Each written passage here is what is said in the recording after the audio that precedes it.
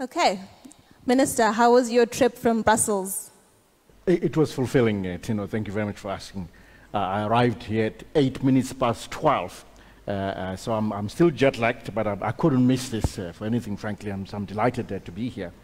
This is the first time that Zimbabwe was invited to come and engage with the EU members of parliament in Brussels. And I felt that at the end of that engagement, in terms of making sure they understand our economic reform agenda, that came across very well. It was well appreciated.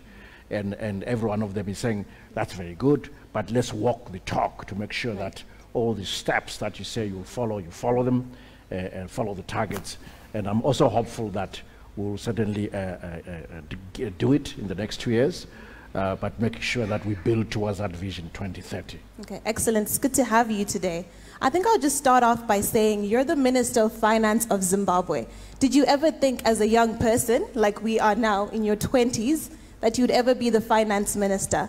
When you were 28, you had a good job. You were working for the London School of Economics, a better job than most of us have, and certainly a job to begin with, which is what a lot of us can't even speak to. So tell me, what is your feeling around that? No, it's also always an honor to serve as the Minister of Finance and Economic Development for your country. It's a real honor. So when I was asked, I didn't have to be asked twice, or only once, and I accepted that, and then that was it. And I know that for my family, it was rather sudden, if not traumatic, because there we were, I was busy doing things in Switzerland in the corporate sector, doing private equity, advising governments. And little did I know that I'll be advising myself pretty soon as Minister of Finance, without mentioning, I think I can mention it, that I was doing quite a bit of work actually advising the government of Ghana on economic management. And here I am now. So it was all quite sudden, but all worthwhile, and I'm delighted that I agreed. It is a challenge, but for me, that's my nature. If you know me at all, I love complexity. So I know it's a complex job. If it's not complex, I'm not interested. It's too simple. It has to occupy me all the time. If those who work with me, they'll tell you that I'm the one who's always running ahead of them. I'm energetic, I'm passionate about whatever I do. I love everything that I always decide to do, thoroughly. Yeah. That's good to hear. And I know, okay, we know that you've attended the World Economic Forum before in different capacities, but this is your first time that you're attending, or this is the first time that you are attending as the Minister of Finance and Economic Development within that role. So I think to build off that, what key opportunities do you intend to leverage on? And can you, in simple terms as well, explain the strategic importance of attending a meeting like this at Davos to someone who's on the street? For them to understand the importance of Davos and the whole scheme of things. How important is Davos to the man on the street, to the student in school, to someone who's looking for a job? How important is Davos to us? Zimbabwe has to take its place once again in the international, global community, on the economic front, on the political front. So the Davos opportunity is one such opportunity for doing exactly that, for us to present ourselves, showcase ourselves as a country. This is re-engagement, after all, that we had lost for several decades, and it's our opportunity. And I'm thrilled with the theme for WEF this year, which is Globalization 4.0. Which really tries to highlight that the world is shifting from multilateralism to plurilateralism, and then also shifting from a multipolar, or rather unipolar world in terms of distribution of global power to a multipolar world. We can look east, you can look west, you can look north. There are enough partners to talk to. But I always say that for Zimbabwe, we must look everywhere. We shouldn't look east, west, north, south, look everywhere. But then you must still know where to look. What I particularly like about the WEF theme as well, Milton, is this focus on the fourth industrial revolution, which is really a tech focus. And this is where the youth come in. They're always more tech savvy than anyone else. I think this is a really nice place for us to plug in what we can do, what we can learn in order to support our youth. So if you look at, for instance, at the pillars of Vision 2030, Milton, you'll find that the pillars really also speak to the whole theme of WEF. We can really plug our Vision 2030 into that, in the sense that we need to re-engage We've said that's a key pillar of Vision 2030. We're providing that platform, but also we need to immunize ourselves, to strengthen ourselves in a macroeconomic sense, so we're attractive to investors. We can resist shocks, we can absorb shocks. That macroeconomic stabilization is key, and that's what the transitional stabilization is all about. That's what the budget is all about. That's what austerity for prosperity is all about, to immunize ourselves against future shocks and be ready to move forward. The third pillar in the Vision 2030 is the whole issue of inclusive growth. One key issue of the whole notion of inclusive growth is job creation. That's the silver bullet. I know it means a lot of things to a lot of people. The spatial, this, I could go into town, I go into my professorial mode and start explaining what inclusive growth means. But jobs, jobs, if that's the silver lining of inclusive growth, but also regional participation. So our whole issue around decentralization, which we're financing through 5% of our budget allocation in 2019, speaks to that spatial inclusion and not inclusion of just the individual through job creation. Also in the Vision 2030, we're sensitive to the environment, to the planet, so to speak, and that's what Professor Schwab has also highlighted as a pillar of the theme for this year. El Nino is upon us. We had to reduce our growth forecast for 2019 to 3.1% from initial figure of the order of 6% or so, because we're worried about the impact of El Nino. That's a planet issue. So we're fully plugged into 2030, into the World Economic Forum through the 2030 vision, and we expect all the themes within our vision to be linked to that, and we'll learn a lot. Honorable Minister, just still on the trip to Davos, a lot of young people are of the mind that the trip is ill-timed, given the crises that we are facing currently in the country. You're aware of the pricing issue, you're aware of the fuel crisis. What is the justification, or why is it mission critical for Zimbabwe to be on that stage in Davos this year? It is mission critical for Zimbabwe to be on that stage because we are crucially aware that Zimbabwe cannot solve its economic problems alone. It needs partners, it needs global partners, it needs re-engagement.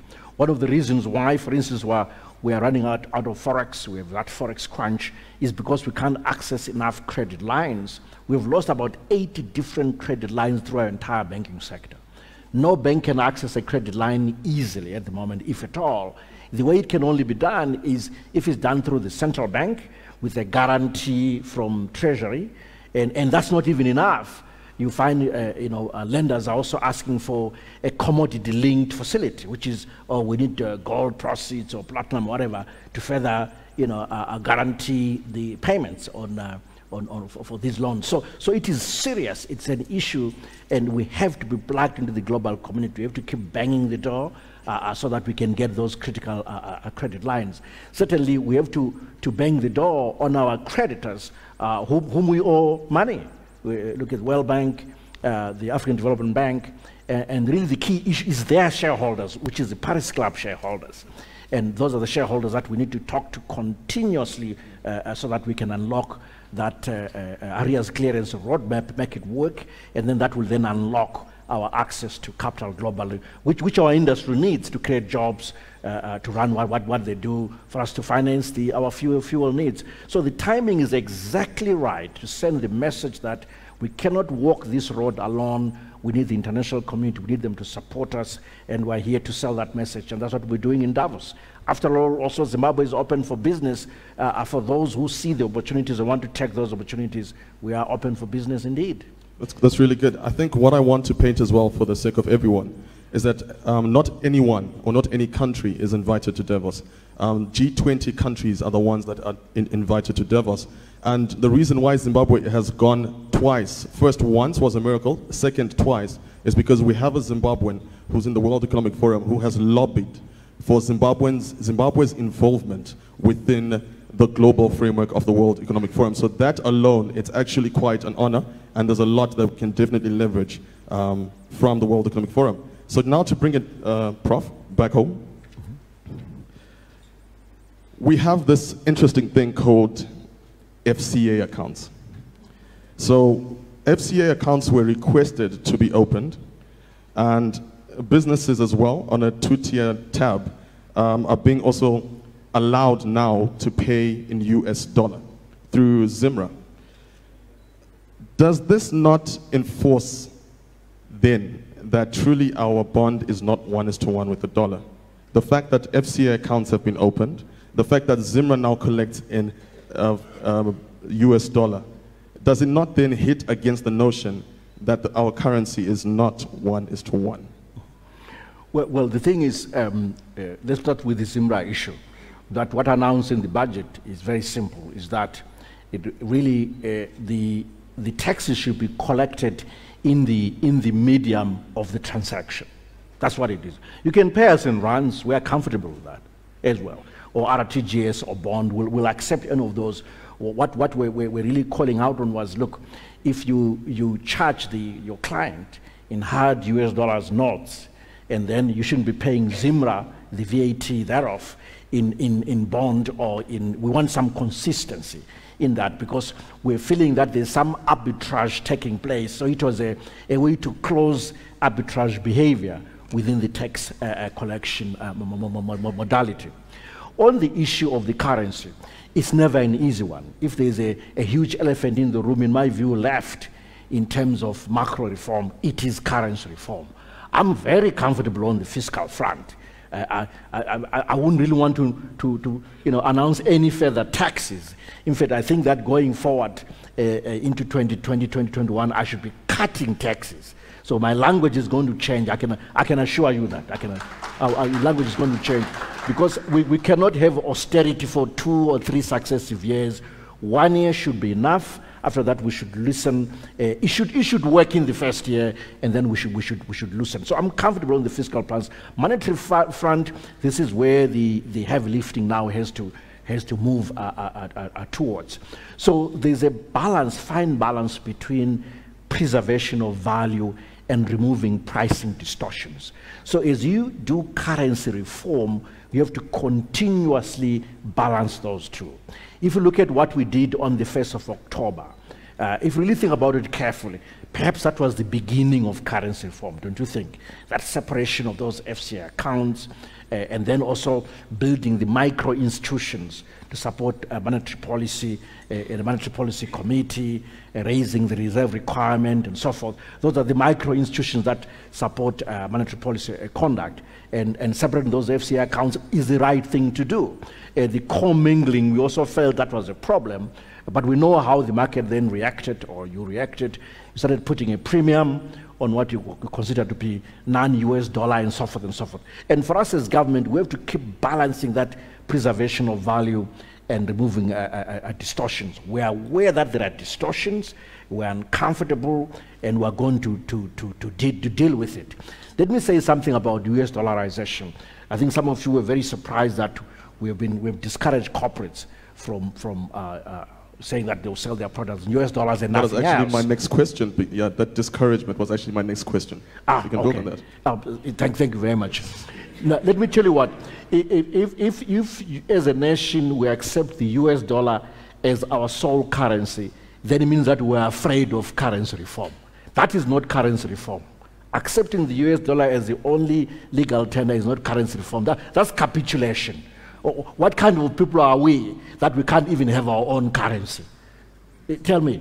I also hear about adopting the rand. I even argued for it a few years ago, and there was a reason. But you know what? If you're going to argue for the rand, first of all, to acquire those rands, you need US dollars first. So you acquire US dollars, and then you purchase the rand, and then you quote-unquote distribute the rands. What are you trying to do? So it doesn't sound like it's a very useful path to follow. So my view is long-term, Zimbabwe needs its own currency. Our job as policymakers is to create the right environment for this currency to be credible, to be stable, to be less volatile, and for you to believe in it and buy into it. That is our job. So dealing with the fiscal side of things is the first order of business to create the right environment for a stable currency reform going forward. After all, What we have for now is fiscal policy and no monetary policy. So the solution is still fiscal. So as long as we tighten the belt in that direction, I can go into detail there, but maybe I shouldn't, you'll find that the currency volatility is well managed.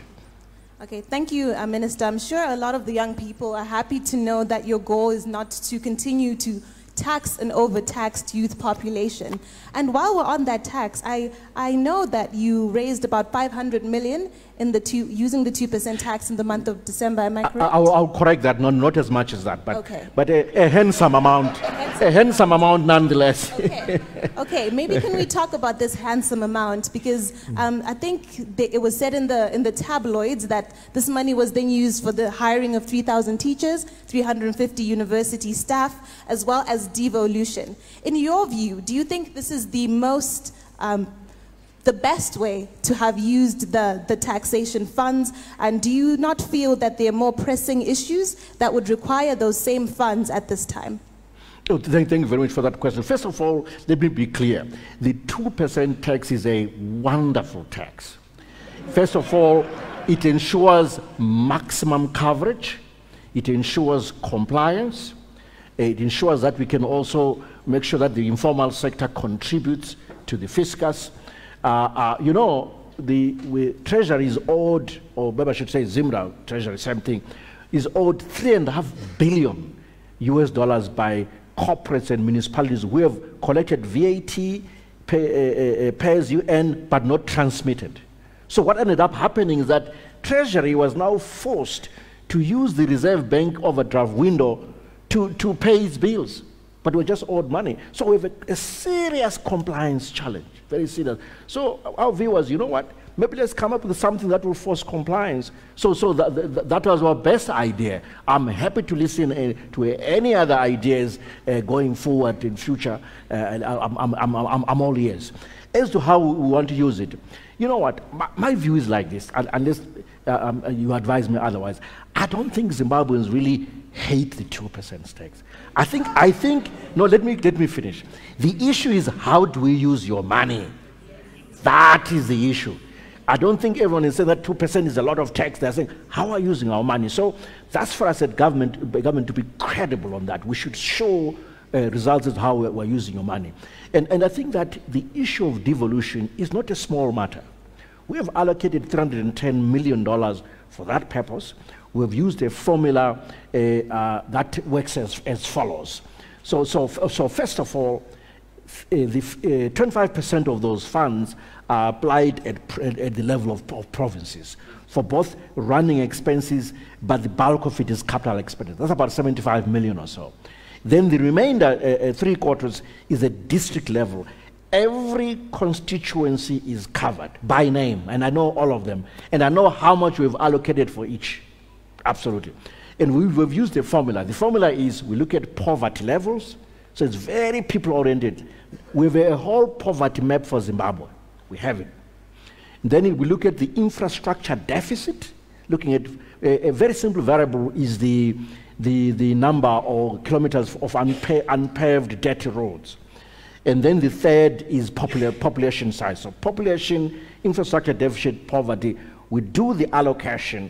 As an example, for instance, because I know this figure for sure, for Kanyemba, for instance, where I was last week, we allocated 2 million out of the 210. But there's still monies at the provincial level, at the level of Marshall and Central. So every corner of Zimbabwe is covered by this. And in my view, that's a very useful use of these monies. Secondly is the social sector. Of course, we can single out teachers, nurses, whatever, but that's your social sector, supporting service delivery, making sure there are enough resources in the health sector, in the education sector. That's what this is about. 3,000 teacher or one teacher, that's what the issue is about, enhancing service delivery. I look at it, how much are we going to raise? Maybe I shouldn't say the figure. Others, they say the minister has too much money, want more salaries. I shouldn't speak, but I know the figure. But I would say that the focus is devolution, social services are the key areas. And by the way, you know, our strategy for showing how we were utilizing resources also shows in the way we're making savings. I've said to all my ministers, my colleagues, and the members of parliament so far, we shouldn't have these fancy cars. We have not authorized the purchase of a single car for a minister in Zimbabwe. None. I say to them, you know, I need the money to buy ambulances. I need ambulances, and that's what I'm going to buy with the savings from the cars from the ministers. That's what I'm going to do. So we're very serious about this austerity, about walking the talk, about meeting the people of Zimbabwe halfway, about using their 2% taxes properly.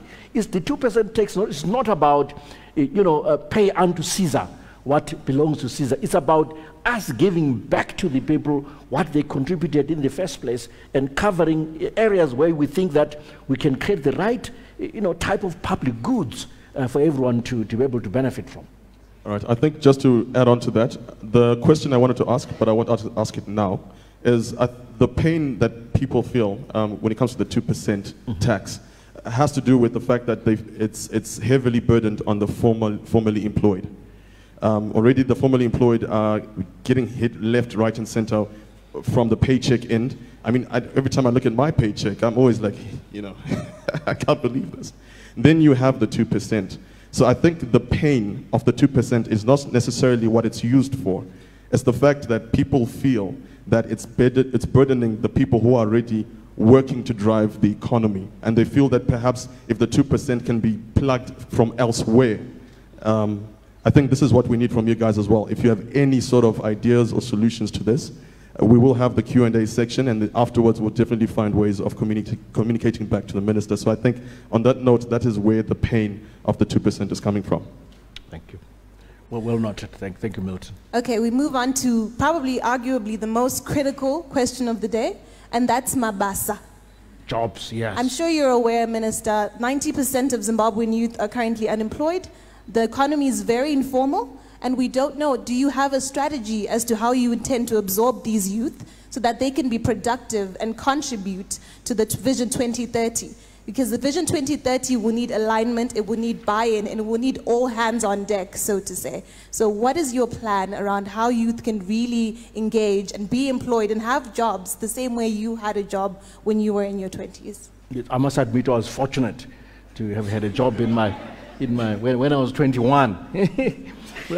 So you know what? I'm actually very passionate about job creation. You know, in my previous life, I created a whole center for entrepreneurship in South Africa. And I still mentor a lot of youth around the world. So I'm very passionate about this. So it's sitting within the remit of the Minister of Finance. I think that a smarter use of our tax policy is one way to contribute to job creation. What I wanted to elevate within the budget, but I think it was lost in translation. But I think in the 2020 budget, it will be louder. The whole idea about giving companies tax rebates for creating additional jobs. This is a policy that is well used by various states in the United States. I've looked at in Minnesota, Arizona, everywhere, California. And it seems to work well. In fact, as we were preparing the budget, I even had a figure that, we could, the rebate would be so much for this company.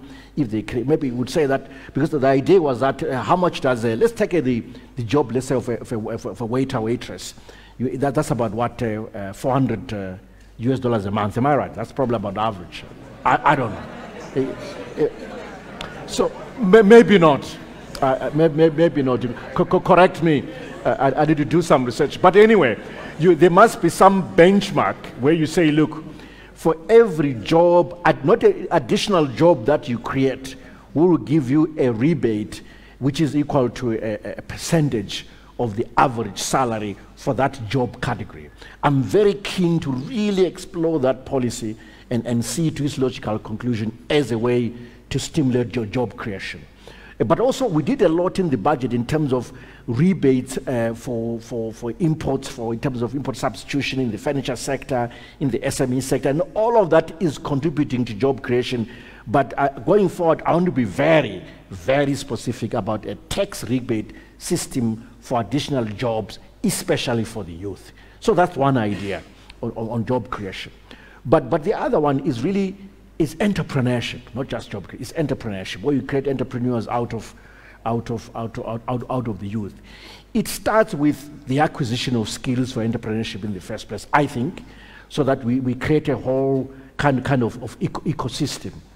I'm aware of the good work that Emprotech does in terms of giving skills, training people on terms of entrepreneurship. That's that kind of thing, to a point where the youth or potential entrepreneurs are able to develop credible business plans. And once they've done that, they need to be incubated. So we need to invest more in incubators. They need to be incubated where they can plug and play, so to say. And also we need our older business people to be mentors. A whole mentorship program around these young entrepreneurs is also important. A fourth pillar is angel investing. We're not very strong on angel investment in Zimbabwe, I know that. It is an African weakness, by the way. We're not very strong on angel investing. Those who don't know what that is, basically it's about those who have made it and have are very comfortable in terms of personal wealth, then invest their personal money in new entrepreneurship ventures to support the youth and so forth. So we need to develop a culture of angel investing. A fifth pillar is venture capital. I'm very passionate about launching venture capital funds in Zimbabwe. The last time I interacted with some of you in our youth engagement, I challenged you to come back to me with proposals for several venture capital funds, because we know the limitations of Empower Bank, of the Youth Bank. They always require collateral, and the interest rates can be unaffordable, but that's the nature of a bank. That's the nature of debt capital. What you really need is equity investments, patient capital in the form of venture funding, and I'm sure the pension funds could be cajoled into investing in several venture funds, and I stand ready to really support that. In fact, I'm now even tempted. I was actually challenging my staff the other day that, look, should we find a portion of this 2% tax to capitalize a national venture fund? Because I'm frustrated that I'm not getting the response from yourselves out there as entrepreneurs. So I'm trying to give a story here about how we can create an ecosystem for supporting youthful entrepreneurs as an accompaniment to job creation in the first place. You need both entrepreneurship support as well as job creation to corporates for creating those jobs. I've heard arguments about, in fact I used to push this a lot, about maybe even reforming the curriculum. The Minister of Higher Education has done a survey to show that while Zimbabwe's level of literacy is very high, but the skills level is actually quite low. So those artisanal, vocational skills are missing in a lot of our A-level students. It may be worthwhile, you know, think about it, is it the fifth form, to introduce some subject that deals with some kind of artisanal skill, you know? It's an idea, and let's make sure that we start grafting vocational education skills into a standard curriculum as part of creating people who are more job ready, who have skills beyond merely academic skills.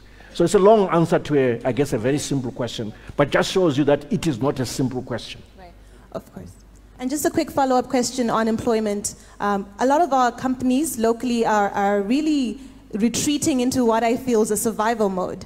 You know, a lot of people are being retrenched. They can't cope with the current level of employees they currently have. Do you feel they can be sufficiently motivated by that rebate agenda? And we're also noticing a trend where newly graduated youth who want to get employment are kind of being sidelined because they can't get internships, and you're not seeing businesses and employers keen on taking on the youth and mentoring them, like you mentioned. How are we going to make a paradigm shift, okay, in the minds of businesses? And while they're focusing on survival, how can they start to embrace and take on more employees, especially in the youth sector? 2 points on that. On internships, the tax rebate scheme by there would include internships. I want to be clear on that.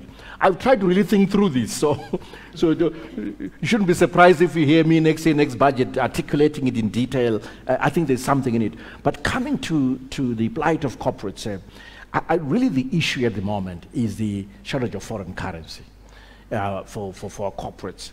And then that goes with currency reform. So for me, from where I sit, I think really the silver bullet is about currency reform.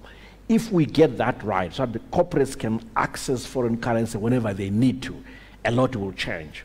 The currency reform agenda is also impeding foreign investment, by the way. We know this, we're fully aware that if investors cannot take their money out, they're not going to come in the first place. They can't take their money out because we don't have the forex for them to do that conversion. So the issue really is currency reform. If we get that right, and I believe we will, a lot of these issues will go away. I know that it's not the first order of business is not a tax rebate for them. It's actually the availability of foreign currencies, as simple as that. So I'm acutely aware, and we'll deal with this forex reform issue sooner than you think. Okay, I'd like to build on that. I'll quote something that you said within a certain paper. It said, open quotes, "The private sector should wait for you to give policy. We are making good progress in fiscal consolidation. Once we are ready, we will institute requisite currency reforms," and you were touching on currency reforms. The question now comes from the corporations, especially those that are heavily dependent on raw materials, that have to import raw materials, because waiting for forex allocation is putting a lot of strain on a lot of businesses that don't have a leg that draws raw materials from local companies. So the question then becomes, how far are we within the fiscal consolidation process? Like, are we halfway there? Do we still need, how much more time before we start talking currency reform? I like to believe we are close, but as you can imagine, currency reform sometimes has to happen by stealth, because it's always very sensitive. Again, that balance between preservation of value, which may involve speculation, and distortions, that is a fine balance that we have to walk. So it's not easy to pronounce a long road map with milestones. You don't do that. You're just inviting speculation and attacks and everything and positioning. So I think we are close. I think I can safely nod. We're making good progress. As I said, that if you've been reading between the lines, currency reform started on the 1st of October. That separation, if you're listening, if you're watching, listening carefully, and I know you as Mabins are much too smart, they are. It has started, and what was missing at that point was the fiscal discipline that we've now put in place through the budget, the austerity for prosperity. Now I'm confident that with that solid fiscal framework, we can successfully institute a successful currency reforms.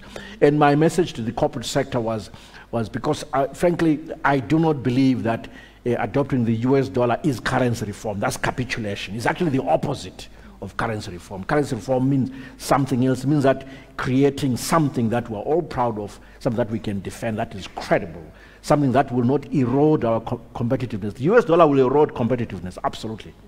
We know that. And going forward, it will just get stronger as a currency. And that's not good for a weak economy like ours. Honorable Minister, you say that we are close, and that's a rather vague response. It is vague. I say this because there's a lot of young people who are going to be casualties along the way on this journey to currency reform. You have young parents in this room who swiped $250 bond for a pair of Tuffy's shoes when the schools opened. And all of the speculation and price hikes is a result of the lack of currency reforms. So are you in a position to give a more maybe concrete response in terms of months, weeks, days, years to allow young people to plan for their lives? It's months. Months, okay. So it's months. Less than 12 months, right? Less than 12 months.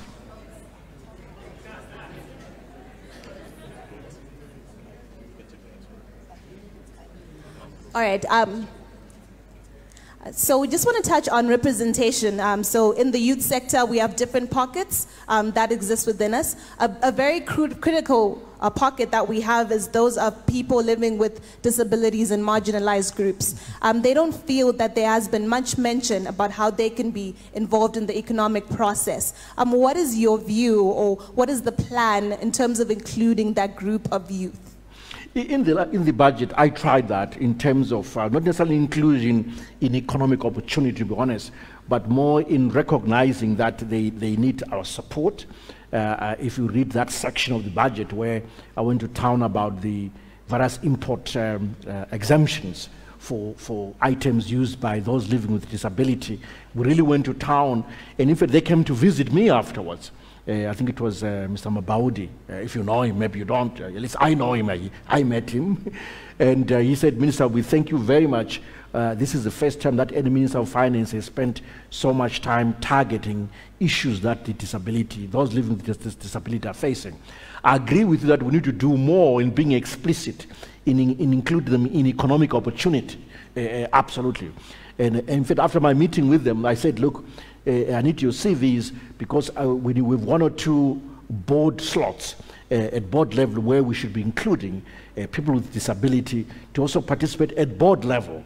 But I agree with you that in terms of jobs, in terms of entrepreneurship, we need to do more. Maybe what we should do is, once we launch this venture fund that I'm very fixated on, we should just say, you know what, maybe 10% of the assets in this fund should be just allocated to those entrepreneurs who are living with disability, or for rewarding those companies that are employing more of those with disability, something like that. But we have to do something, and I agree with you, and that's the best I can think of at the moment. Thank you very much for that. So, ladies and gentlemen, I have a document here with 41 questions that we are not going to ask. This next moment, this next segment that we're getting into is we want questions from you. We want your questions, we want your solutions, we want your thoughts. But ideally, you have to keep it very short and sweet, literally a 20-second pitch. We need to have as many of us be able to ask questions and engage with the minister, and that is very integral. Please remember, no critiquing. All we need is questions to the policy, questions to what we've discussed. We need our dialogue to be very constructive and enable us to then move forward. With maybe we could take 3 at a time so that we can then 3 at a time. All right, definitely. Yeah. So we will start off first. This is the only chosen one, and then free flow from there. We will start off with a question from a B2C representative. Are they ready? Sorry. From the Citizens Lab. Sorry, my wrong there. From the Citizens Lab, please. Let's give them the mic, and you have the floor. Remember, short and sweet, and then we can have more involvement from people. Thank you.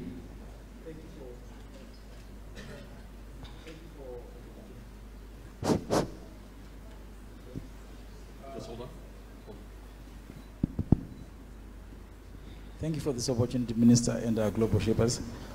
What is the Minister of Finance proposing to deliver for the youth in 2019, in these 12 months? In terms of the transitional stabilization program, and how can we measure the results in terms of mutual feedback? Prof, did you get that? Okay. Okay. Next question. Good day. So we just realized that tobacco was one of the highest foreign currency earners this year. Why aren't we tapping into cannabis as well? Because exports to Canada right now, we can be able to do that. So we've got 99-year leases, we've got arable land, we've got people who are interested in agriculture. Minister, can't we explore this option? I think with the stress in Zimbabwe, people are afraid we might get a little too high. So I think the government is playing it safe. But very important question. Thank you. Can we have the third question? Thank you very much, Minister. My question comes in response to your availability. You were saying, I'm waiting for the proposals to come, but it's very, very difficult to access your office, by the way, Honorable Minister. And we have come with some proposals, but I'm seated with a fellow here. He also tried to come, I think about several times. Yes, myself also. And it's very difficult for us to access you. Thank you. Okay. Maybe let's take a fourth question as well. All right. Because that one is a statement which is also true, by the way. So. Okay, can we have a fourth question? Thank you. Afternoon, Minister. We understand there's the 2% tax. It's something we have to live with. But can we not use the 2% tax for something more holistic and meaningful, like a health fund? that allows us health fund. Yes, that allows us to have free access to health or some measure of decent health, because it's very important. Health is the livelihood for everyone. These are Okay, ideas. so we'll stop there, and the minister will address, and then we'll take it from there. Yeah, Okay. let's take this for the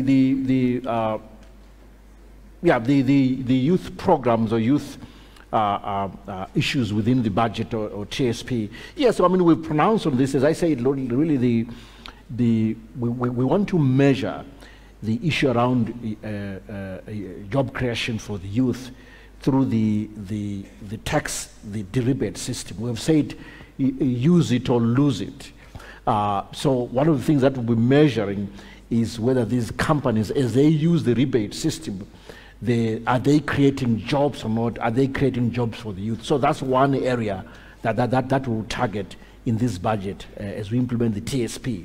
But in my earlier contribution, I went further to say I want an even more robust program in 2020 budget, where we want to expand the rebate system and be clear that we will give a rebate of an X dollars for so many new jobs created. So I'll be very specific about that and see how that works. So that's where we are headed. But this year, we have a kind of blunt instrument because we have a broader set of rebates. I don't know if they're well targeted, but we still measure the amount of youthful jobs created. And we'll be able to report on this. On the tobacco levy, sorry, on the cannabis issue, I agree with you. It's a great opportunity. We should move faster. Yes, the answer is yes. So yeah, so I will convey this to my counterparts in agriculture as well and health to make sure that we can issue those licenses for entrepreneurs to invite other partners and get on with it. And I'm aware that Canadians have been in town working with local partners to try to acquire licenses and get into this kind of business. It's big business. It's big business. My availability, I work really hard. My time is short. Those are the facts. It's true that I'm not always available for meetings at short notice, but I'll try my best.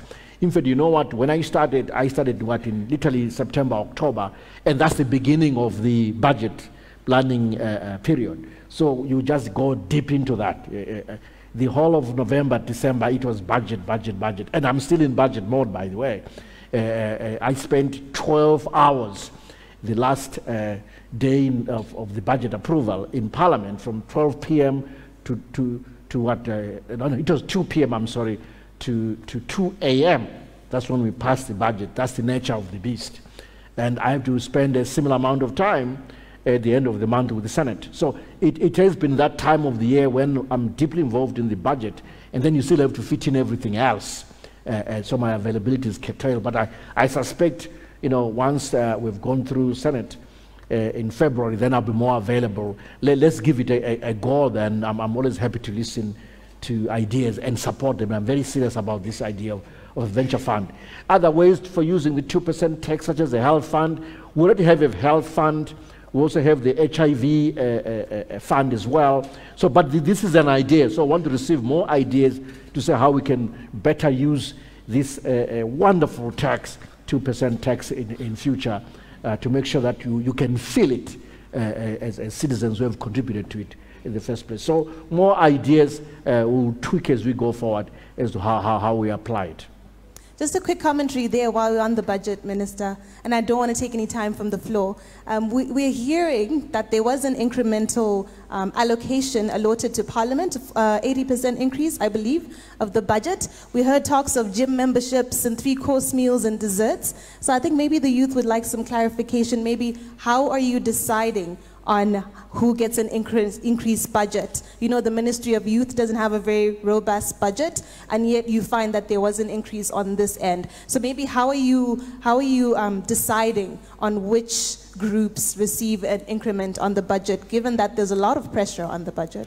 No, I agree. You know what, let me start off this way.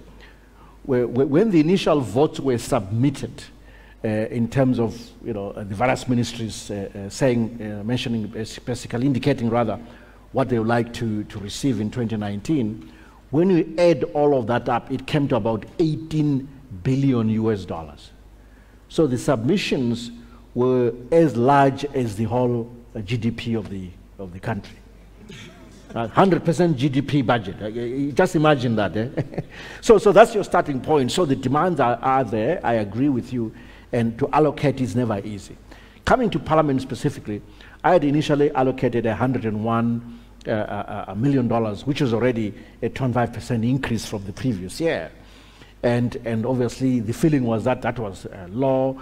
I must admit I'm sympathetic to always empowering the legislature, because that's what, if they do their job well, they act on behalf of the people to monitor the executive. So that's always a good thing, to empower, to capacitate them so that they can monitor us, so that we do the right thing and deliver for the people of Zimbabwe. But really, initially, this is in the media, so I can talk about it.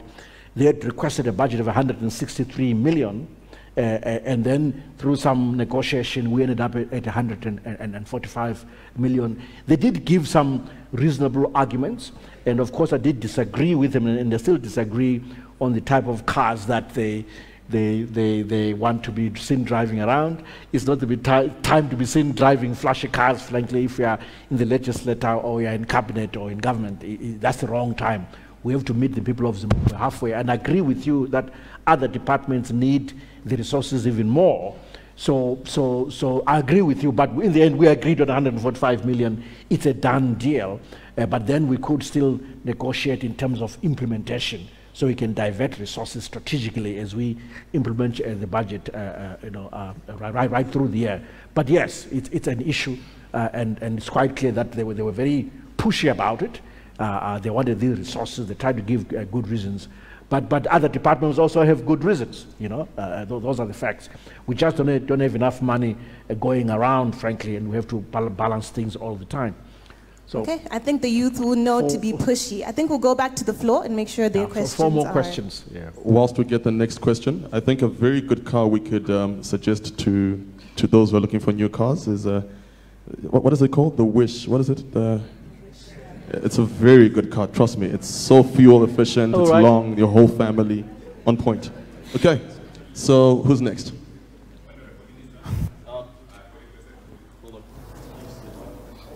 Please, can we sort out his mic?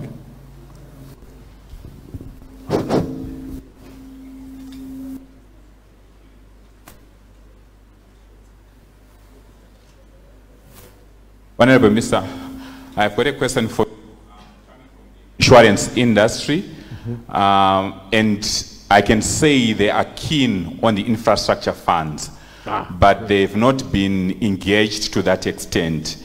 And if there is any concern or worry that they might have, it is against perhaps government functionaries pillaging against such funds that might be set up. But they are keen, given that the Zimbabwe Stock Exchange and various other investment instruments are no longer creating new assets that can benefit the long-term funds. So if you are looking for patient capital, it is available. But let's engage regarding the infrastructure funds, the bed-rich roads, and various other strategic investments in the country. I'm sure the insurance sector can be able to be tapped in. Thank you. Very good point. Remember, guys, let's keep it short and sweet. Okay, next. Hello, Minister. I'm an entrepreneur. I just founded a company called Fresh in a Box. And Fresh in the Box. Fresh in a Box. I sell vegetables, just that I'm sick. But I use mobile money to transact from my clients, but to get produce from farmers, I need to give them cash. And that gap or space that you have said that we are going to maintain at 1:1 is addressed by EcoCash agents, for instance, who charge me an 18% premium for me to be able to get money. I know that their EcoCash... They're charging you what premium? 18%. 1.8. Yes. So I know that there are people from EcoCash here. I think I got a side of Natalie here.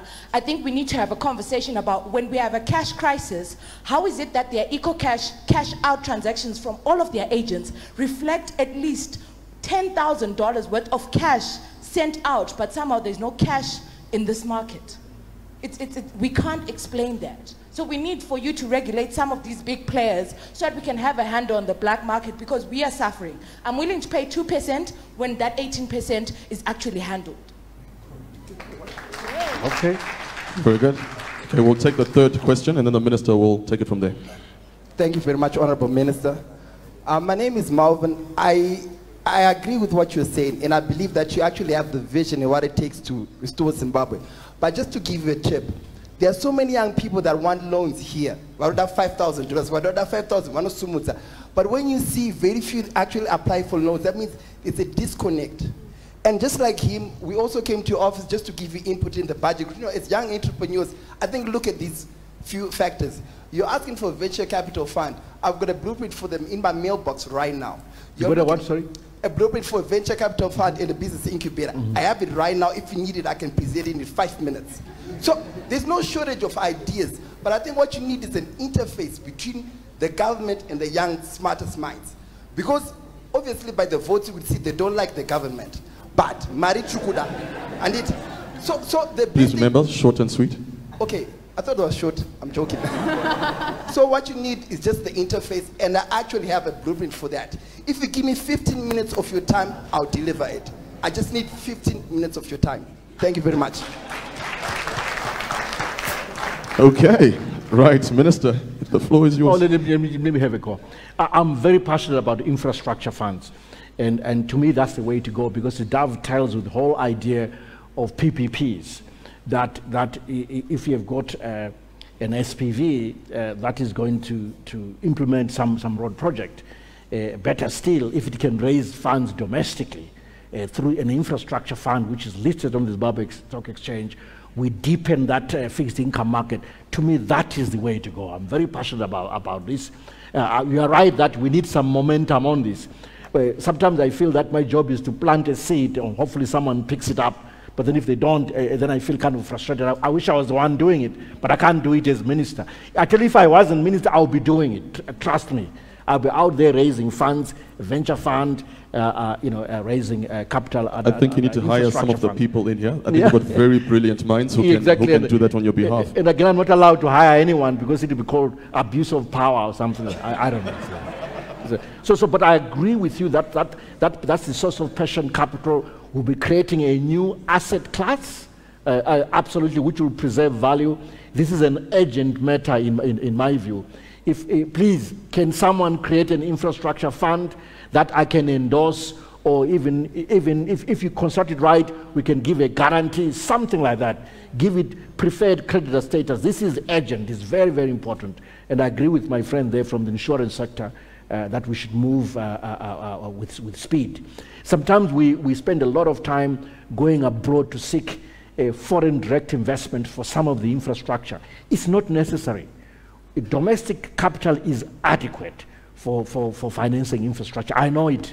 I don't want to be specific about projects, but a specific project that you know what, 80% of the capital is local currency. That's all you need. You don't need any hard US dollars. Absolutely not. No need for FDI, and that's what we must recognize. I think that was a question fresh in the box for me and Jabangwe, but I also don't want to put her on the spot. Let me just say this. I think one silver bullet here, I go back again, is currency reform. If we institute currency reform, some of these, because this is a distortion, some of these distortions will go away. Unless Natalie wants to intervene in a different way, to me, that's really how we deal with this.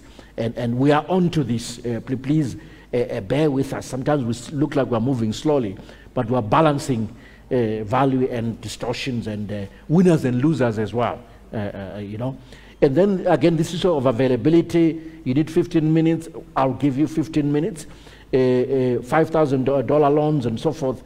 Again, the requirement is collateral, they still want collateral, they want this in the banking sector. We need to move away from that and use venture funds, in my view, and remove that need for collateral.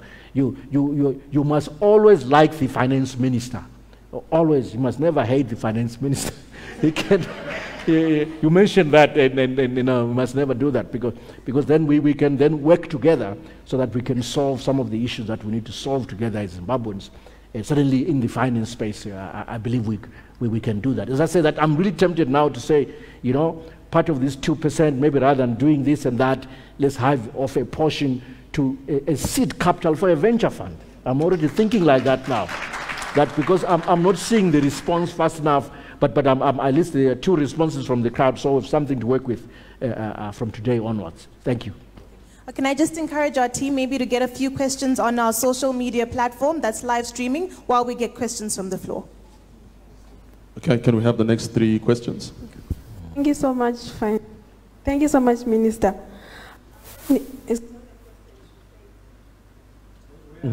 Sorry, just please hold on.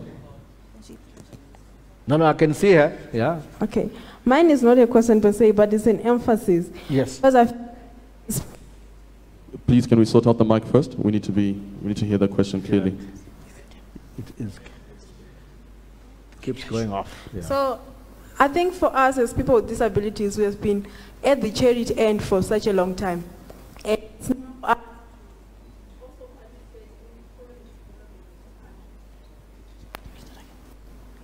oh, sorry. Okay. I was saying, as people with disabilities, we have been at the receiving end, at the charity model for quite a long time. And it's high time for us to also participate in the economic development of the country. And I think, as the minister, maybe you should put in place policies that also ensure that as people with disabilities, we are also fairly employed in the economic sector, maybe by putting policies like each and every company should have a percentage. There are no employer people with disabilities. So I think you really need to do something about that. Okay. That's a very good question. Let's take the next 2 questions. Thank you very much, Honorable Minister. My question is related to healthcare. I know that Zimbabwe is a signatory to the Abuja Declaration, which says that 15% of the budget should be to healthcare. But our healthcare system is bleeding. We just had a strike. I would like to know why the budget allocation was less than that when we are a signatory, and if we are going to have it sometime, when will it be? Thank you. Thank you.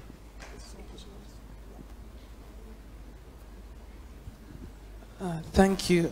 Just to add on to what my sister there said, I think the policy, like for example, this dependency syndrome that is attached to people with disabilities. As a young person living the disability myself, I feel like if you would focus more on educational policies or educational funds and creating space in this new government, you know, for people with disabilities so that they can shine. And probably we have some of the solutions that you're looking for in this government. Absolutely. That's a very good point. Minister, do you want to take another one or handle this? Let's take two more. Okay, 2 more questions. 2 reinforce each other. They're very important, but they reinforce 2 more questions? Yes. Yeah. Remember, guys, short and sweet. Okay, Honorable Minister, I have a question for you because I've been listening to you.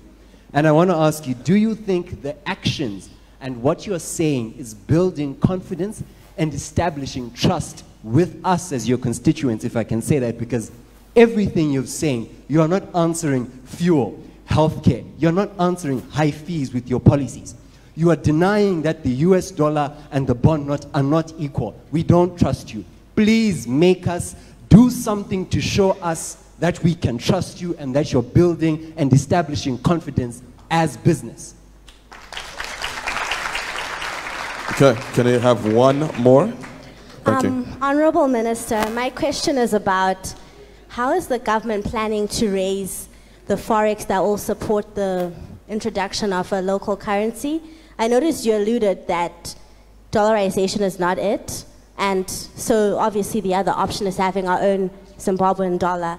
But what are the practical things that the government is doing to actually raise this foreign currency?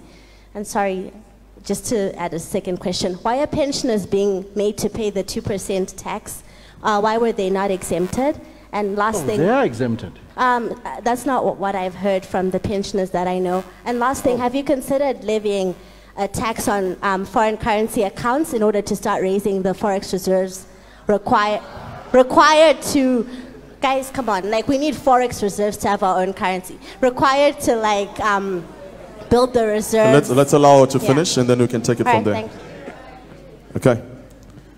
Minister, let's address those. Or do you want to? Maybe another one. Okay, one more. One question, guys. One question, one person. Hi. Thank you, Honorable Minister. I would like to know, what's your stance on local investment for aggressive exports? Like, I would like to take a case study of Australia. one of its biggest exports is like meat, chicken, of which in the back of every yard in Zimbabwe right now we have chicken. Talking about the venture capital that you're talking about, it's not an issue that we don't have the mindset of venture capital, but then what we need is a group of people stationed around one place, researching around the same things that we need to do. For instance, if we want to export chicken, we say China is one of our biggest friends. China's got the biggest market. China's got like 3 billion people. If we get 10% of China, we're drawing in so much income on foreign direct, it's not foreign direct investment rather, it's like Forex. So basically what we're talking about is we need to have a group of people that reassess issues of local investment for aggressive export. What's your thought on that? Look, do it. Who is stopping you from creating a group of people? That's what I'm talking about. You know, I've been an entrepreneur before. I'm telling you, no one is stopping for you. Go for it. If you're looking for support from our ministry, from government, just tell us what you need. Just go for it. I agree with you, actually. I don't even know what to say beyond that. That you need local investors to be export-oriented and foreign currency, not just because they're just earning a return for the investment. That's what it is, and focusing on exports. Now, on the other questions, I think the contributions on disability, I agree with you that in terms of emphasis, we need more of that. You will hear more from us on that in the next budget. And this idea about a quota on the job market front, I mean, that's a very interesting and important idea. It's something that we'll look into very, very seriously. And also my friend here at the front is also making a similar point, saying that we'll be so surprised some of the ideas will come from the community that is living with disability, and I agree with that, absolutely. On the issue of the healthcare budget, why we're not yet at 15%, again, it's an issue of resource constraints. We would like to do more, but you'll notice that in this budget, the healthcare sector received quite a sizable portion. The largest allocation went to education, the primary and higher and secondary education. But healthcare sector wasn't too far behind, so we would like to increase that going forward. We will. I can't give you a timetable, but we will. But let me say this: over time, I've become fixated on the whole issue of service delivery. That is how every dollar is used. Not so much the quantum of dollars, but how is every dollar used in terms of the quality of service delivery. Are teachers going AWOL when they should be teaching? Are nurses going AWOL when they should be, treating people or something like that? The quality of service delivery is key. Sometimes it's more important than the quantum of dollars or budget so allocated. So balancing the resource envelope and the service delivery is key. In my previous life, actually, we developed service delivery indicators for health specifically and education, and we rank countries. Zimbabwe is still not ranked, so I'm trying to now fine-tune it for Zimbabwe so that we can start making sure that we follow the quality of service delivery in Zimbabwe as well. The issue of building trust, again, please be patient with us. We are dealing with the issue of currency reform. That fine balance between preservation of value and removing distortions is easy. It is a process, it is a journey. The journey has already started with fiscal discipline and fiscal reforms. Bear with us. We'll deliver on this, and hopefully you'll trust us more on this. I think that be careful about creating suspicion between you, a barrier for yourself, and then you feel that, oh, I don't trust what they're saying, therefore I won't engage government. And then you lose out on opportunities. We also lose out on your ideas. I think guard against that. Even though you're expressing this frustration, please feel free to engage. We'll listen, but we're determined to build trust and close that trust deficit between you, or some of you, and ourselves. On the issue of raising the forex to introduce the new currency, we're well on our way already. We're well on our way already. As I said, give us it's months, but it's not years. So we will raise that foreign currency. We're already well on our way, and when we've concluded, we'll let you know, because at that moment then we have to act. So, and then we will have to let you know. But we're well on our way. That's not a point of difficulty. On the issue of exemptions for pension payments of the 2%, there are exemptions. It means that someone is not applying the exemptions. So I would have to check who's not applying those exemptions. But there are exemptions for pensioners, which are in the finance bill that we announced.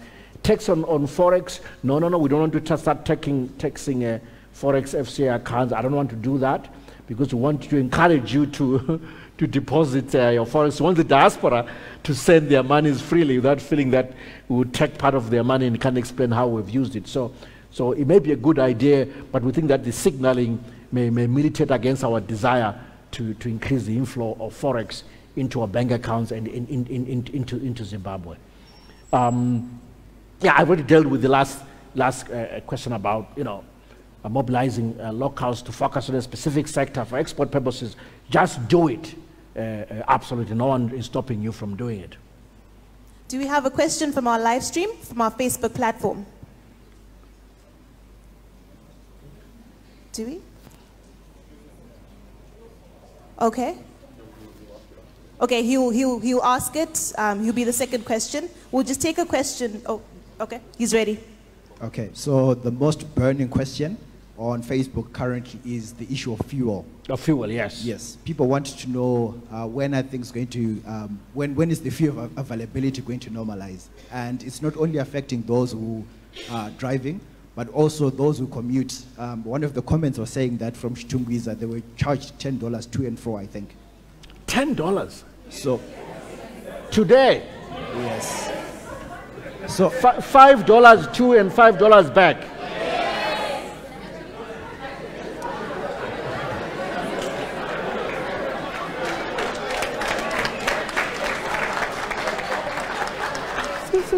This is too much. Yeah.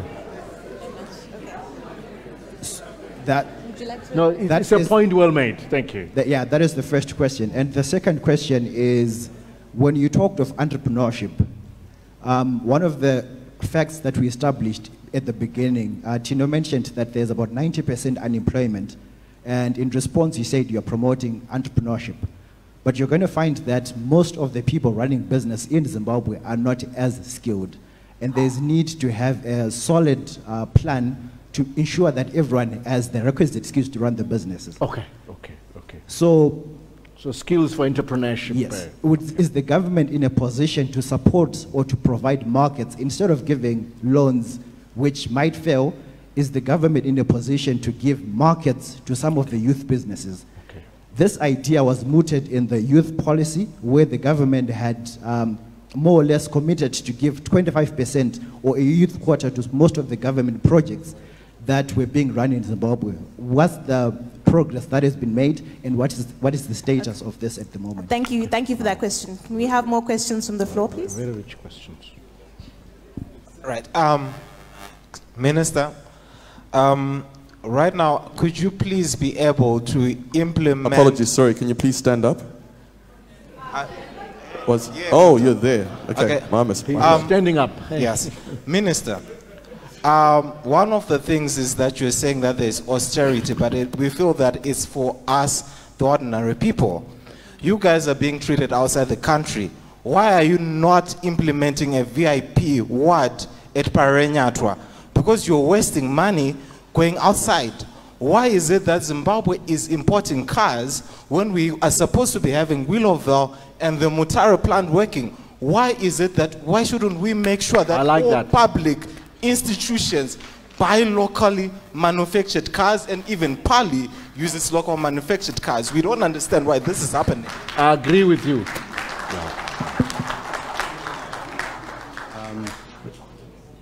Thank you.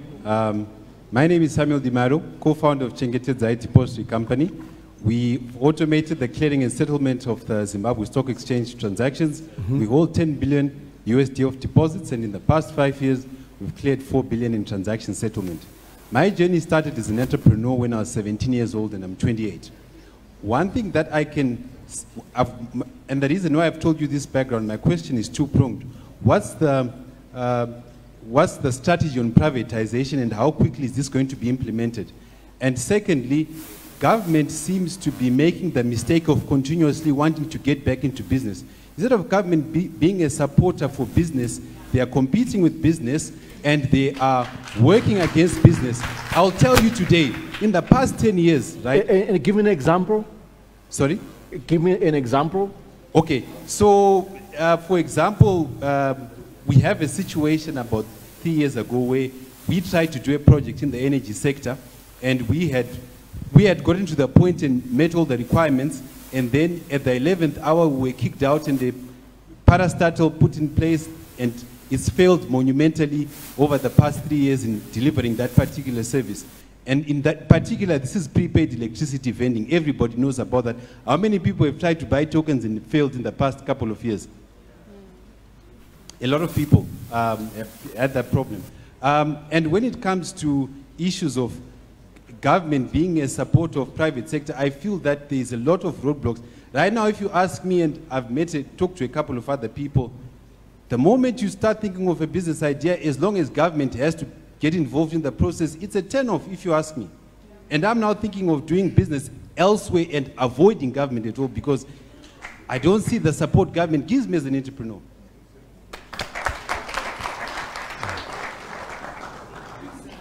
Okay, can we have a lady? I haven't seen any lady ask, so I can't choose. She has to choose.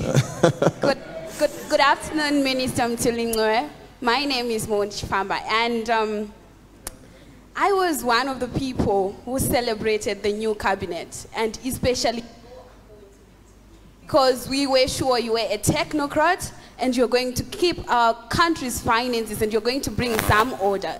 Now, when you took over, the black market rate was around 70%. Right now, for me to get $100 US, I have to fork out around $350 from my RTGS, and because my salary is not moved to US dollar, it's still RTGS. Now you say that when you were answering one of the questions, you asked us to trust you. You asked us to bear with you. Now you have to understand, for the ordinary Zimbabwean, it's hard because things have worsened since you took over. Now, here is my suggestion. You said you wanted a suggestion around the 2% tax. Here is my suggestion. Because it's very hard to trust you, you are going to have to do something for us to trust you. Now, may you please go a step further than, I have seen that on Twitter, we have a Ministry of Information giving us updates on doctors' strikes and everything. For the Ministry of Finance, is it possible that, because today, right now here, someone gave you a figure for the 2% collections and you said, no, that's not it. Could you please give us a breakdown of this month, this is what we collected. And this month, we used so much towards the 3,000 teachers. We used so much towards retiring youth officers. We used so much on this, and even on that capitalization that you were talking about. This is just a suggestion for you, Honorable Minister. Now, my question. Okay, please, okay, Maud, let's keep it. Yes, no? Yes. It's short. Sir, just recently in the media, on Twitter, it was everywhere, Delta decided that it is going to charge US dollars for soft drinks and for beer. And what we saw was, a few days later, they were called by the government and they had negotiations with you and it went back. Now the business is saying, we are charging in US dollars because we need to find the US dollars on the black market. While we wait for you to introduce the currency and do what you say that you are in the process of doing for us to give our currency, what is the game plan, Minister? How are you going to make sure that you are discouraging business from charging in US dollars when US dollars is what they need, and for them to find it, to source raw materials, they will need to get it from the black market. What are the strategies that you are going to use to discourage them to demand US dollars from us, because we don't have them? Thank you. We'll have to cut you there. Thanks. Guys, we're absolutely terrible at the 20 seconds. All right, so let's keep it short. One more question and then, okay, so I think the last question at this point in time, because unfortunately time is over our heads, guys, so we'll take the last question now. Thank you, Honorable Minister, for meeting the young people. I think we are sufficiently, I can't say we, they, as the founding curator, I think you can tell on the zeal that they have. 5 hours in the queues. you know, things are not good. And it's been difficult for me to keep them enthused with regards to these discussions and roundtables. There are youth that come from outside, educated outside, very zealous and wanting things to be done. The commitment that I can make to you is that we are sufficiently organized as global shapers, communities, to be able to give you input into what you're doing. If you will give these youngsters the audience. What they've achieved in the past 4 years is quite remarkable. And I think it would disappoint us all if these harnessed energies were not utilized. We need to take advantage of this youth dividend. So I implore you, as the founder of Global Shapers, let's use these youngsters. They are brimming with enthusiasm, but they are dying because of what the environment is actually offering to them. So please, can we formalize a relationship going forward? I thank you. Okay, Minister, the floor is yours. Thank you very much. On the question about the fuel crisis, for example, dealing with that. So what are we doing today to deal with the queues? So basically on Friday last week, we authorized drawdown of $20 million to deal with the crisis. And those funds were made available yesterday because it takes a few days. There's some detail that I have to skip, by the way, because it's so confidential. But it was in the account yesterday. Even when I was in Brussels, I was tracking it. So that should enable us to receive about 44 million liters on the back of that release. So that's just a blood transfusion today to deal with the fuel crisis. But a lot more is going on in the fuel sector. We're also quite aware of the arbitrage opportunities that have been created by the price of fuel relative to its price outside Zimbabwe, but also relative to the parallel market. We're quite aware that there's round tripping across borders or between parallel market and the fuel market, and there's a whole parallel market for fuel in the first place, where fuel is being sold. Is it for $4 or $5 per liter? Those are the figures that I keep hearing. So you've got these distortions in the market that are making the situation worse. But I also think that I know that for sure that one of the issues here is again currency reform. Currency reform again is one of the solutions. So I believe that if we deal with that, that will go a long way in rationalizing the pricing mechanism and the behavior of agents within the fuel sector. Of course, we have a forex shortage. That's for a fact. But perhaps just through currency reforms and getting the right pricing for fuel, that will deal a blow into the pricing distortion and the arbitrage opportunity that has emerged in that market. On giving entrepreneurs skills, I agree with you that they need skills to run their businesses, strategy, marketing, financial management, and how to go global, how to survive the valley of death, as they call it, the first 1,000 days. All of that stuff, they need these skills, I agree with you. They also need to access markets. One way to support entrepreneurs, I agree with you, and that was the right policy in my view, is for government to open up procurement opportunities for young entrepreneurs. Procurement programs are very useful supporting entrepreneurs, as well as SMEs, by the way.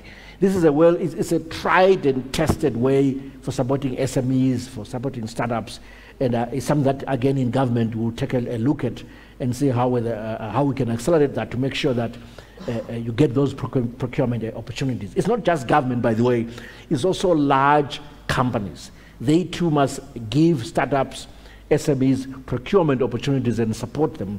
Then they can survive, because with a contract from a large company, it's far easier to access credit from a bank because the OPTEC roadmap is clear. So I agree with it. This is something that again we will push. Then somebody made a very passionate plea for the purchase of cars. I agree with you totally. I would like everyone really to buy local. With Willowville plant, with other facilities that we need to support. I don't want us to be allocating resources again to import more and more cars when we have locally assembled cars that we should be buying and supporting local jobs. So I agree with that. That really is a priority, and I'm pushing for that to be the case. On our privatization, our government crowding out the private sector, we are very serious about privatization and restructuring of state enterprises. We believe in a private sector-led economy, and it's not about really government raising additional resources from privatization. It's about instilling that private sector-led economy in the first place with the right partners for that particular state-owned enterprise, including an opportunity for Zimbabweans to buy into the company through a stock exchange listing on the Zimbabwe Stock Exchange. And we are saying that you're already an operator within the stock exchange in terms of the clearing of issues and trade settlement and so forth. So clearly this is a way to go. We are pushing for this, and let's see how we proceed in the next 2 years. We've got 11 companies that we've targeted for privatization: banks, POSB, the telecoms cluster, Complex, and others. And we'll keep pushing to make sure that the privatization happens.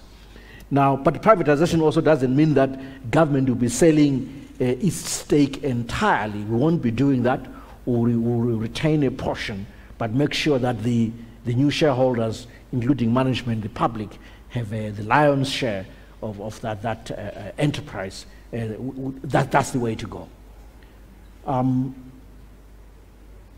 Yeah, I don't know what to say about government crowding out the private sector on some of the contracts. It shouldn't be like that.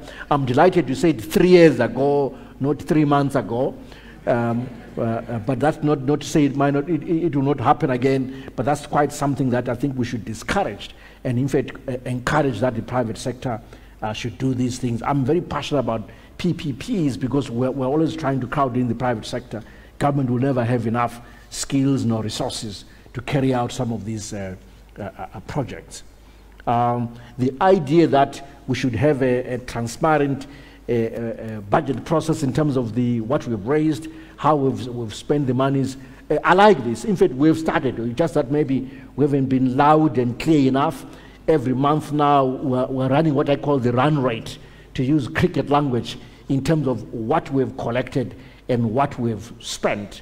Again, we can go a layer down and explain exactly how much we've collected from income tax, VAT, 2% tax. We have all that data, and I'm happy to share with you exactly what we collected in November in full.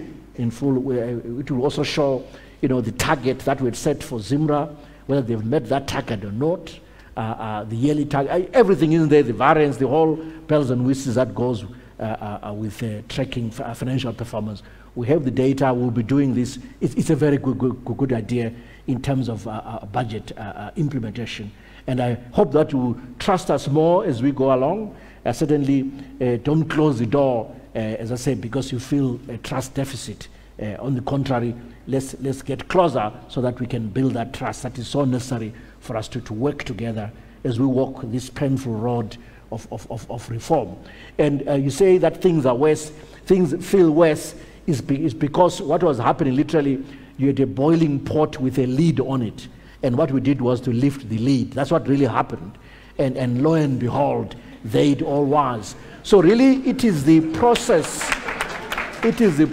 of reform which is necessary, which is causing the pain. But let's walk together, let's work together. It should be painful for everyone, in my view, for government, for yourselves, but we'll reach the promised land. I'm very certain of that.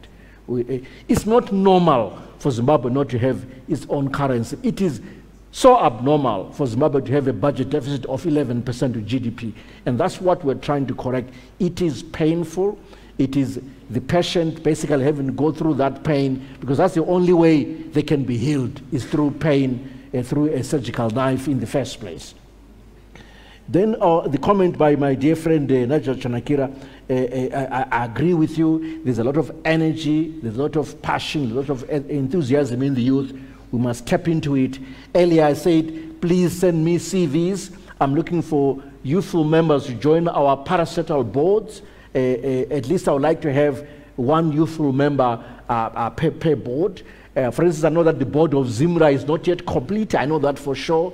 I've got a few board seats that are still vacant. I want to do that. And I've got, at least under my purview, there are 3 other corporates where, again, we need to put the boards in place. So please, I'm happy to receive your CVs. But also, we did say, His Excellency has been very clear about this, that you'd like to put in place an advisory board, which will include also members within your fraternity, the youthful fraternity.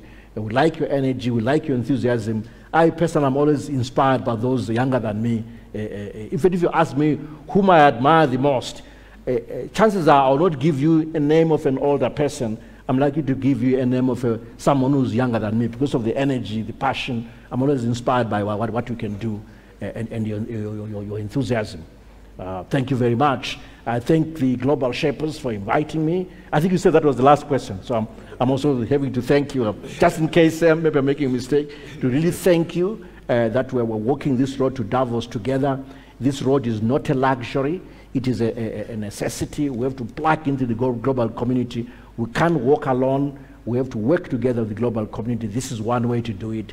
It is one way to engage, and I'm delighted that you're giving us all these ideas and asking us hard questions, asking me hard questions, which we need to continuously refine, reshape our policy direction going forward. I thank you.